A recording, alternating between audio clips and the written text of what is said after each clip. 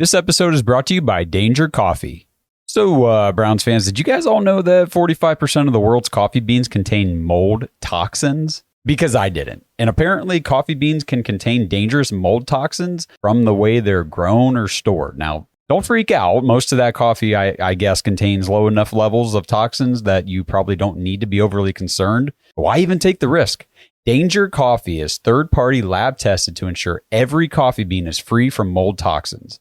So you can start your day off right, knowing your fresh morning brew is not only delicious, but it's also safe to drink.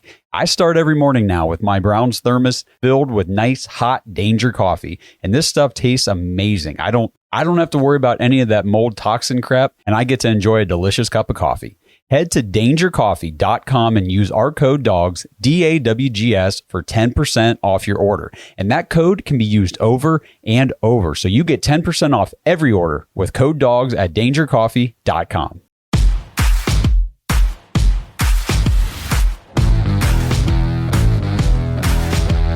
Welcome to the Dogs Podcast with your hosts, Blake Reneker, Justin Charles, and Josh All. What's up, Browns fans? Welcome back to another episode of the Dogs Podcast presented by Omaha Steaks. Josh all alone with you on a Tuesday morning, and I really want to continue the discussion talking about all the coaching rumors and things that are going around with the Browns. You know, we talked about it the other night on the live show and said how this is a luxury, honestly, for the Browns to be able to do these types of things in the offseason. They get to kick off the 2024 by moving around some of their positional coaching, names and personnel, trying to improve the passing game in general. And we're going to dive into all that here, but there's just a lot going on. There's a lot of names being thrown around, and at the end of the day, you look at some of the names, you go, well, what's it matter? Who cares? Who is this guy even? I don't even know who these people are. So that's what we're going to do here. We're going to break down who some of these guys are so you understand the names, so you know who the Browns are looking into and all of that good stuff. So before I do that, just a reminder, if you're watching this on YouTube, please like this video and subscribe to the channel. We really appreciate everybody following us on the YouTubes, and if you're listening to this on audio, on Apple, Spotify, iHeart, Amazon, wherever, we appreciate you guys. Thank you for following there. And, social media, TikTok, Twitter, Instagram, Facebook. We're really growing on those platforms, and it's all thanks to you guys. So we appreciate it, and we're continuing to pump out the news, kind of like we're about to dive into right here. So we'll just kick it off with a short one. Just want to dive into Tommy Rees, who now it has not been confirmed yet at the time of this recording that he's been hired by the Cleveland Browns. He has been interviewed, and all reports are saying very likely that the announcement's coming out soon. Maybe today, maybe by the time you watch this or listen to this, it's already happened. But Tommy Rees, most likely going to be the new tight end coach for the Cleveland Browns. He's also going to have they call it a role in the overall passing game development. No exact title given yet, and that's probably what they're working on to finalize before they make the announcement. So who is Tommy Rees? Why does it matter that he's the new tight ends coach? So just to give you some background, he is most recently the offensive coordinator for Alabama. Most of his coaching, I would say all of his coaching, has been in college football. So he started as the offensive assistant for the Los Angeles Chargers in 2016. So he did start in the NFL as an assistant for the Chargers, but very quickly the following year, now he played quarterback for Notre Dame whenever he was in college. So then in 2017, after his stint with the Chargers, he went back to Notre Dame in college and joined as their quarterbacks coach, and he held that position for 3 seasons. And then in 2020, he was promoted to be Notre Dame's offensive coordinator. And he did that for 3 seasons. And then he was hired as the offensive coordinator for Alabama this past year in 2023, was just recently let go when Nick Saban retired, and Alabama hired their new head coach and new positional guys came in. So that's kind of the rundown real quick on the career of Tommy Rees, how he came to even be available for the Browns to hire. A couple notes that I was reading about him: in 3 seasons when he was the OC for Notre Dame, he helped lead the Fighting Irish to an average of 33.4 points per game. That was in 2020. They had the college football playoff appearance. In 2021, it was 35.2 points per game, and then dropped down just a little bit to 31.8 in 2022. But, those are great numbers for college or NFL. It doesn't really matter. When you're putting up those kinds of points with your offense, you give your team a very, very good opportunity to win those games. There was a couple notable names that have come out, players that have come out in the NFL under the tutelage, the development of Tommy Rees, and that would be All-American tight end Michael Mayer, who just got drafted last season and plays for the Raiders, and a guy we're familiar with when we went out to L.A. and got beat by the Rams, running back Kyron Williams, also came out under Tommy Rees. So from what I've been reading and what I can understand about the Browns' vision for Tommy coming into the organization is he's not just the tight ends coach, but he's an overall developmental guy. And, with this whole quote unquote role in the overall passing game development, there's a large focus, and you're going to see that with every name we talk about. The Browns are focused on developing the passing game. And we've talked about it for years. The offense that Kevin Stefanski is running can be a very good offense, but like we talked with Jake Burns, the way we've come to understand it, it has to be executed very, very precisely. Timing, rhythm, and it's just those kinds of offenses are very hard. It doesn't matter who your quarterback is. We can say, Deshaun Watson doesn't execute it very well, whatever. It is not easy for players to execute. We saw that a lot this year where Kevin Stefanski would call great plays, scheme guys wide open. We're sitting there watching the games going, and Njoku's wide open underneath. There's Jerome Ford, just dump it off to him. And either quarterbacks can't execute the offense. Sometimes the receivers aren't running the right routes. Cedric Tillman, that was my big beef with him. And where were some of these tight ends? Where's Harrison Bryant been? So the execution has been poor. We harped on it all season. And I think we saw something similar with the defense last year, last 3 seasons under Joe Woods, where it was too complex. It was just too complicated. There was so much miscommunication. The players looked lost, which we've seen from a lot of players on offense recently. And, it doesn't mean that Joe Woods, and we gave Joe Woods a lot of shit, but it doesn't mean that he had a bad defensive scheme. It just means that whatever it was, his way of communicating it. Think about your teachers back in high school and stuff. We all had teachers who could communicate and were good teachers. They could relay the information and help you understand it in a way that made sense. And then we all had teachers that were just terrible. Doesn't mean they didn't know the material and they weren't very smart. They just had very poor communication skills, very poor ways of relating the information. So to me, that was Joe Woods. You saw the difference this year with Jim Schwartz. Complete 180. This team was on point, knew their assignments, communicated, and they were just flying to the football. And it was just, that made all the difference in the world. And I'm expecting to see that, and I think that's what they're gearing up for on offense, is to bring in a more simplified, modern, updated scheme that, the players have an easier time executing and kind of plays to guys' strengths a little better. So that's where I think Tommy Rees is going to slot in. I think he is going to help the development of some guys. We had an argument the other night on the show about, the development this year of Cedric Tillman. We can all agree that David Bell has not progressed the way we hoped, or I'm sure the team was hoping for when they took him in the 3rd round. And guys like Anthony Schwartz, who's already gone. Elijah Moore didn't do a whole lot this year in his 3rd season in the NFL. So we're hoping to see a big jump from a lot of players and bringing in guys who have a solid track record of developing players. That's just going to help.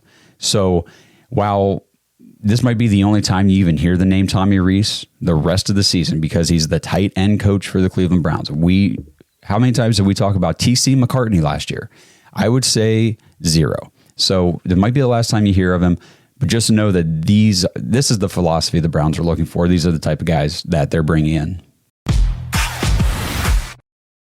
What's up, Browns fans in Ohio? If you haven't signed up for Caesars Sportsbook yet, now is the perfect time to do so with the NFL playoffs underway.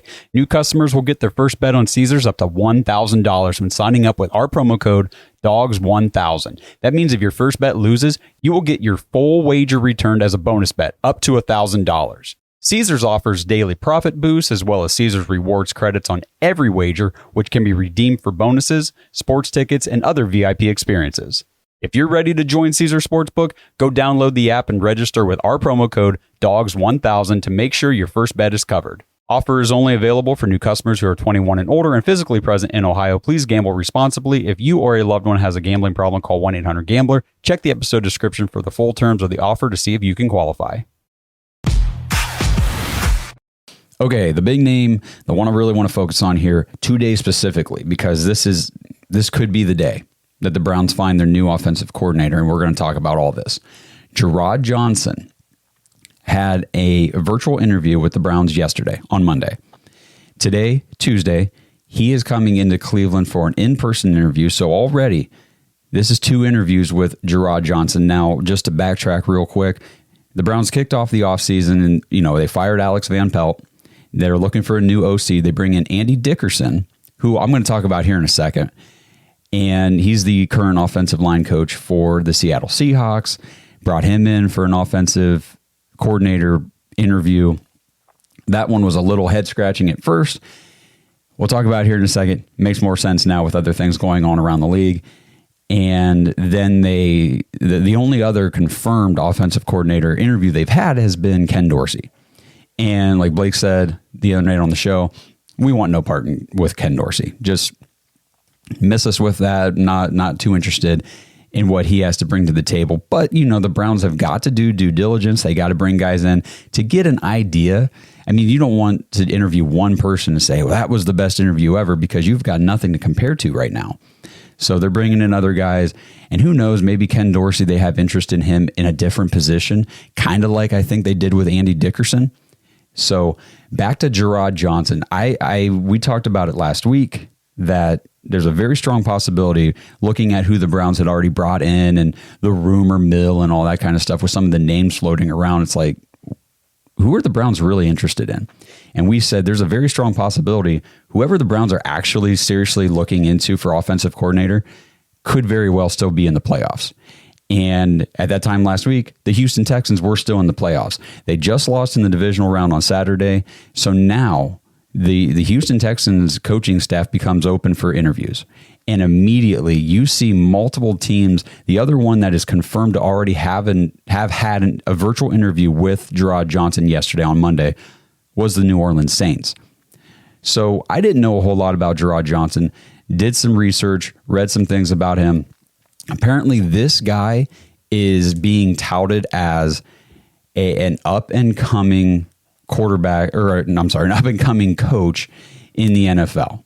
I've seen him touted as a rising star in the coaching ranks. Like I said, up-and-coming guy. And he is, what they said is he worked very closely with the current Texans offensive coordinator, Bobby Slowick, this season in the development and the progression and performance of C.J. Stroud.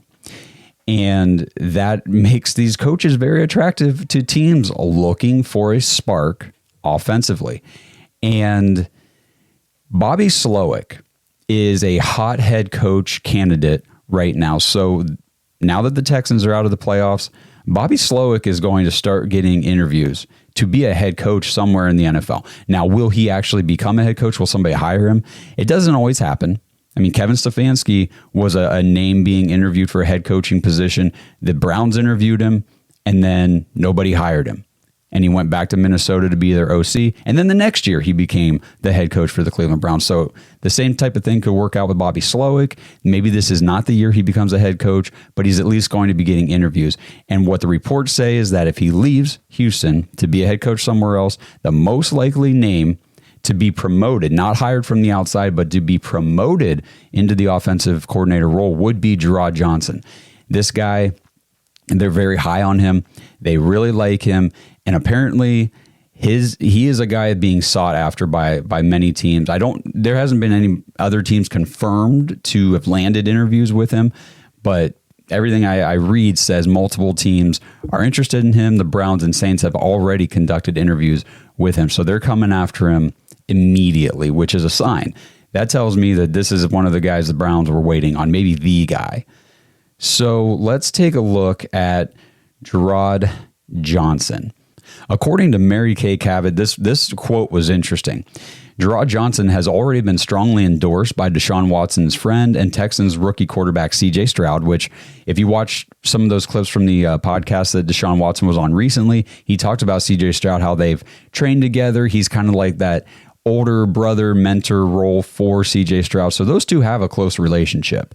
And I think that's very interesting that, C.J. Stroud very high on this guy, on Jerrod Johnson, and Deshaun Watson's personal quarterback coach, Quincy Avery, also has spoken very highly of Jerrod Johnson, endorsed him. I don't know. I thought I saw somebody posted where Deshaun Watson has come out and said, yes, I would strongly approve of Jerrod Johnson becoming the offensive coordinator. I don't know if that's actually true or not. I haven't been able to find it myself. But it is good to see that these other people linked to Deshaun are very high on this guy. Jerrod Johnson is 35 years old, so he is a young guy. And I think, while you don't necessarily need to be a young guy in the NFL right now to have a different, more modern perspective on the offense of the NFL, it helps. I would imagine it helps. He played quarterback for Texas A&M in college, went undrafted in the NFL in 2011. And then as an NFL player, he spent time on multiple different rosters, different training camps, preseason rosters. I don't believe he ever made an NFL roster, and he never took an NFL snap.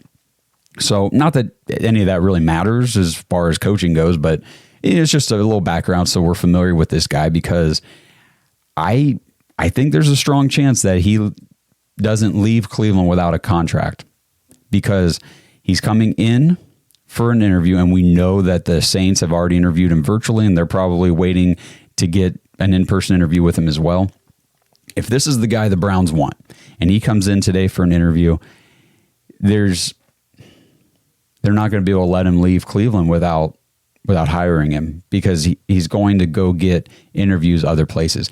And like I said before, if Bobby Slowick gets hired off this week, to another team to be their head coach, and Jerrod Johnson gets that promotion in Houston, boom, he's promoted to offensive coordinator role in the organization he's already a part of. So he would be out of the running. And if this is the guy the Browns want, and I'm getting a strong suspicion that he is, then today could be that day where we see the announcement for the new offensive coordinator for the Cleveland Browns. So stay tuned for that news. Jerrod Johnson, current quarterback coach for the Houston Texans, coming into Cleveland today. Is going to be interesting to see how this plays out. But whether he does actually become the new OC for the Browns or not, this is the first guy that I believe the Browns are seriously, genuinely interested in. One last note of importance, at least that I think is pretty important for Jerrod Johnson. He started his coaching career with the San Francisco 49ers in 2017. Now, that was Kyle Shanahan's first season as the head coach. So just try to follow the coaching tree and the path here for Jerrod Johnson. In 21, Mike LaFleur left the team. Slowick took on new responsibilities on the offensive passing game specialist. Okay, so we're seeing a trend here, a theme. Bobby Slowick in San Francisco with Kyle Shanahan. He's there with Jerrod Johnson in San Francisco with Kyle Shanahan. So Slowick gets promoted to be the offensive passing game coordinator. These guys are heavily involved in the passing game for the 49ers, and a lot of people use the 49ers, Kyle Shanahan, as sort of like that benchmark for offensive-minded guru, genius, one of those guys in the NFL. You've got, your Matt LaFleur, you've got your Sean McVay, Andy Reid, Kyle Shanahan. These are some of the bigger coaching names in the NFL currently, kind of this little era we're in, and the guys that come out from underneath Shanahan tend to have very, very good success in the NFL wherever they go. And Bobby Slowick then gets hired on as the OC in Houston with D'Amico Ryans as the head coach, who was in San Francisco. So these guys are all coming from San Francisco. They know each other. They've got experience with each other. And so D'Amico Ryans brings over Bobby Slowick, who brings over Jerrod Johnson, working very closely in that passing game development. So it makes me very interested to see what a guy like Jerrod Johnson could bring to the Cleveland Browns offense in that offensive coordinator role. So, like I said, this could be the day that they announce the new OC. And if it's Jerrod Johnson, I would be very excited about it. I think that it's an exciting name. I think it has exciting potential. And I think this is what the Browns are looking to do. So kind of in summary, Jerrod Johnson's connection through the coaching tree with Bobby Slowick, with Kyle Shanahan, the San Francisco 49ers offense that has proven, different elements and themes and schemes of that offense have proven to be successful in other places in the NFL. And it would be very exciting to me to see some of those elements implemented in Cleveland. This episode is brought to you by Omaha Steaks.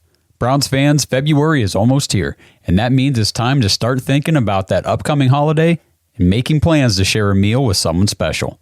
That's right, it's almost Super Bowl Sunday, and for those of us also celebrating Valentine's Day, Omaha Steaks has you covered for it all. For a limited time, listeners of this show can go to omahasteaks.com/dogs, DAWGS, and receive 4 free air-chilled boneless chicken breasts and 4 free rich, juicy boneless pork chops with your order. So now is the perfect time to plan ahead for the big holidays coming in February. Load up for the Super Bowl and for Valentine's Day with Omaha's selection of steaks, including the butcher's cut filet mignons, bacon wrapped filet mignons, the top sirloin steaks. Those are my favorite, but these steaks are all awesome.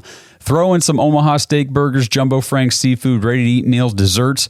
Oh my goodness, you have to get the caramel apple tartlets for Valentine's Day. Whatever you do, get those. Just make sure you head to omahasteaks.com/dogs. Get those 8 additional free items added to your order, the 4 boneless chicken breasts and the 4 pork chops. Trust me, this stuff is totally worth it. You will wow everybody at your Super Bowl parties, and you will wow your special somebody on Valentine's Day. Mark my words. Get to omahasteaks.com/dogs right now. Score those 8 free additional items with your order. There's nothing better than buying great food and getting free great food along with it. omahasteaks.com/dogs.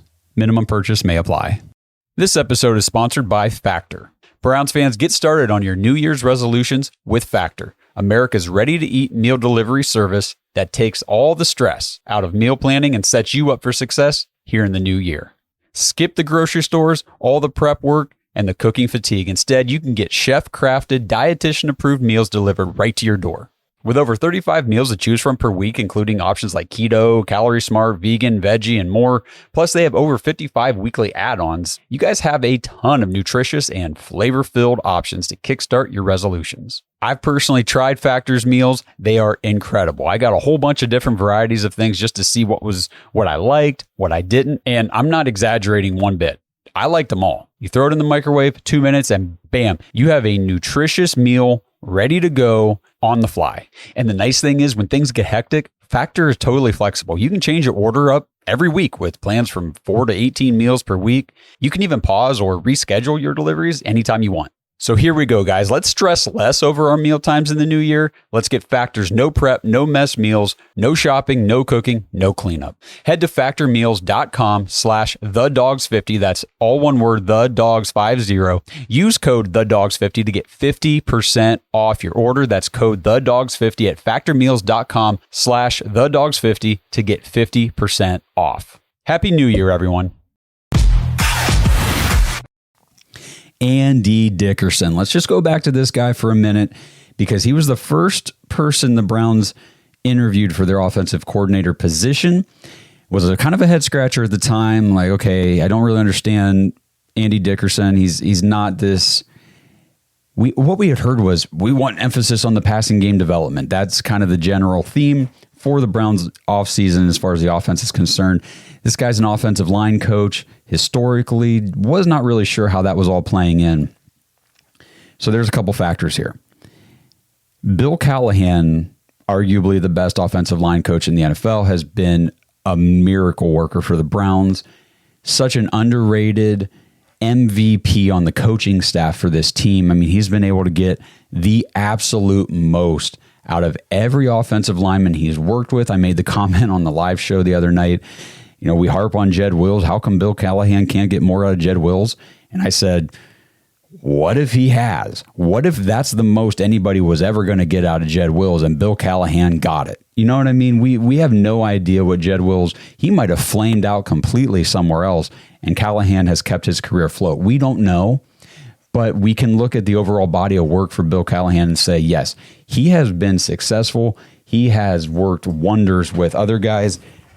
Jerron Christian, for crying out loud. I mean, this guy comes off the 49ers practice squad to come in and play left tackle for the Browns for like half the season and perform pretty well overall for who he is and where he came from and being a practice squad guy. So we might be losing Bill Callahan. And I say that because Brian Callahan, his son, just got hired on as the head coach for the Tennessee Titans. The comments have been made, reported in years past. Brian Callahan would love to coach with his father. Bill Callahan would love to coach with his son. It makes sense. I totally understand that. So there is a strong possibility, a lot of speculation that Brian Callahan is going to hire Bill Callahan onto his staff, and Bill Callahan could be leaving Cleveland. That sucks.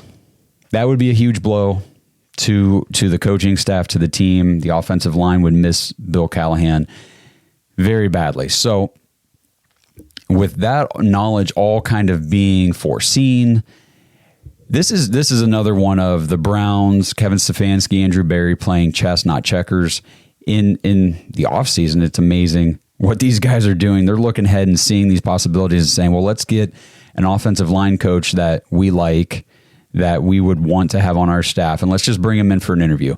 We don't have an open O-line coach position to interview for, but we do have an offensive coordinator spot. They bring in Andy Dickerson. They interview him.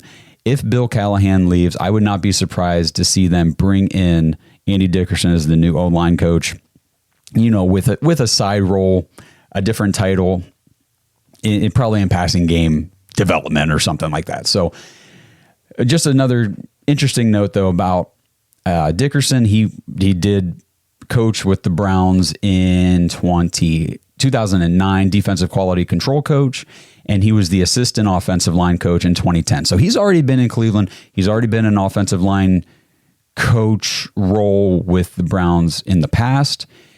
He's been with a few other teams, but the main one I wanted to talk about was he was with the Los Angeles Rams.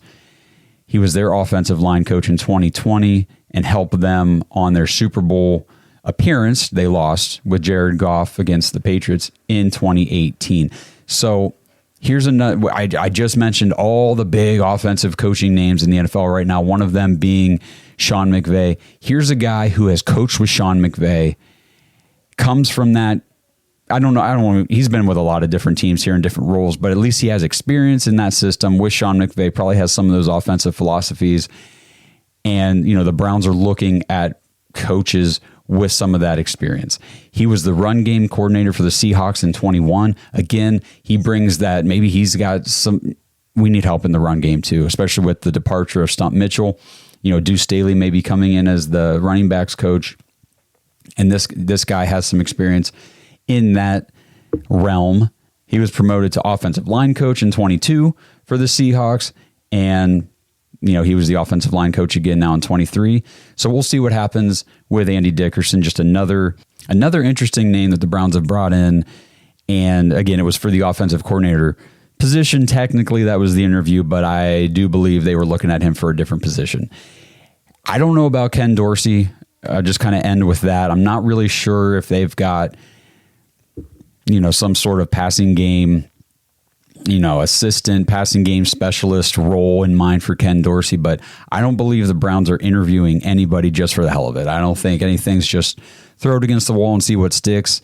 Everything that this team, this organization, the coaching staff, front office, everything they do is calculated. We've said that for years now. It's kind of the buzzword we use when we're talking about like Andrew Berry and these guys. They make calculated moves. They do calculated things. So when they bring in a guy like Andy Dickerson, don't just wave it off like, he's not going to be the offensive coordinator. No, he's probably not. But they have a reason why they brought him in. He wasn't just somebody to bring in for the hell of it. Let's just get an interview under our belt. Like, they knew what they were doing bringing him in. They had other roles in mind for him. And I would assume the same as it goes for Ken Dorsey.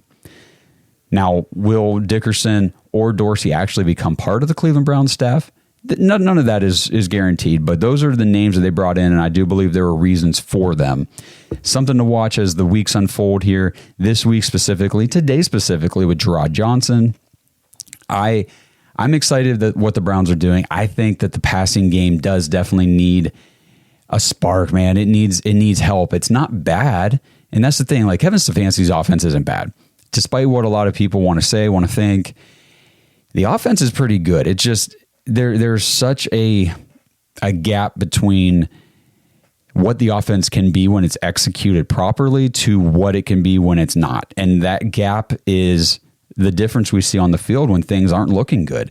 And if we can close that gap where, you know, the top, the ceiling is, that's what this offense can be when it's executed well. And the floor is, well, that's what the offense is whenever the players aren't really executing that well. If the gap can be minimized, smaller, this offense can be a lot more explosive, even on bad days, even when things aren't clicking. And it's football. It's the NFL.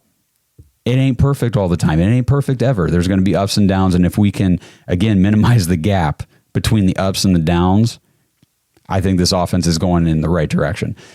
So those are the names that are kind of hot right now in Cleveland as far as the coaching staff goes. And I just wanted to get some information out on Jerrod Johnson. It's going to be a name you're gonna hear. He's going to be an offensive coordinator in 2024 somewhere. I strongly believe, whether it's in Cleveland, New Orleans, Houston, somewhere else. I think that this guy is the next offensive coordinator that you're going to be hearing about. I don't think a lot of people knew who Bobby Slowick was going into last season, but the Texans did. DeMeco Ryans knew who he was, and now he's probably going to get at least interviews for a head coaching job. Whether he gets a job or not, we'll see. But he's definitely going to be a candidate, and all it's going to take, even if he returns as the OC to Houston, another season like this one, he will be the top head coaching candidate next year. So that's just kind of how these things work. And honestly, I do enjoy looking up and seeing the connections between these coaches and where they've come from and what their potential influence could be with the Cleveland Browns on the offense in this organization. Again, appreciate you guys so much watching, listening to the show. Love everybody that's following, interacting. We couldn't do what we do without you guys. We appreciate everything. If you missed the show the other night, we do have a Dog Pack member who has suffered just an absolute tragedy in their family. And I don't want to go too much into details here, but there's a link down in the description of this video. There's a GoFundMe. You can read more about what happened. You can read more about the situation. Please consider donating if you feel compelled to do so. And, just continued thoughts, continued prayers for the family and everything that's going on. It struck us really hard when we heard the news. It's heavy. And I just want to say, be kind to people out there. We talked about the other night of the show. We razz people a lot online. We get into arguments and debates, but there's definitely a difference between adults debating and arguing over their football team and children being bullied. It's a big difference. And pay attention to what your kids are doing. Talk to them. Understand what they're going through. If they need help, get them help. Get them help. Get them somebody to talk to. They don't always want to talk to you, unfortunately. But it is still your job to help them find someone to talk to. All right. That was fun to talk about. Anyway, let's just kind of wrap things up saying, go to thedogspodcast.com/vote. The Mad Dog Awards for 2024, our 4th annual season awards for the Browns, are open. Voting is underway. We're going to do it for 2 weeks. We will announce the winners on the weekend between the championship games and the Super Bowl. So you got like a week and a half, or a little over a week and a half still to vote. Get those votes in. Let us know who the winners are for you in each category. We're really excited to do that show. We love doing that every year. I think that's all I've got today. I need to finish my coffee, get this morning underway. pay attention to the news cycle today. Jerrod Johnson, let's see what happens with him. And we'll be back later this week. I got some stuff I want to talk about with Andrew Berry's end of season press conference the other day. I was going to talk about it in this video. I just have a lot more to say about it. I'll do it in a separate one. Got some Nick Chubb news to talk about. We talked about that. If you're not part of the Dog Pack at jointhedogs.com, consider joining. We had an after hours episode. We do a bonus episode every week for that show, or for the Patreon group. And we had a really good conversation about Nick Chubb, contract situations with some players. And he was one of them that it's like, look, this might not be a great offseason for Browns fans if things go a certain way. We'll talk about that here later this week, but it's, man, the NFL it's a brutal business. It really is. It really is, but it is what it is. And we're seeing that with all the coaching moves, fires, hires, all this stuff. So there's a lot of turnover, and we're here to talk about it all. So until I do the next episode, or maybe I'll get Kenny Mack in here to talk about some stuff. You guys have a good week. Pay attention to the news cycle. We'll talk to you later. Let's go Browns.